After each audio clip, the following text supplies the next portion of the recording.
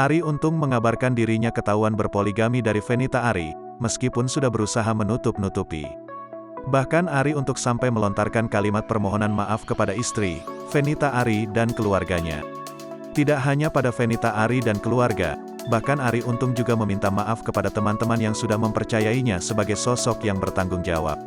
Ujungnya, Arie Untung minta doa langgeng dengan Fenita Arie.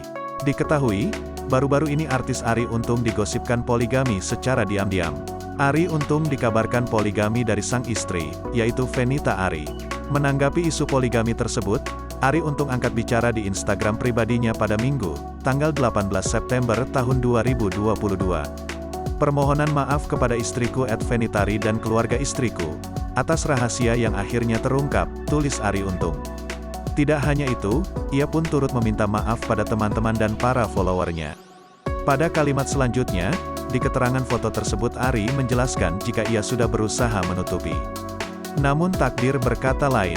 Setelah menjelaskan jika isu tersebut tidak benar, Arie Untung pun meminta doa agar rumah tangganya dengan Fenita Arie terus langgeng.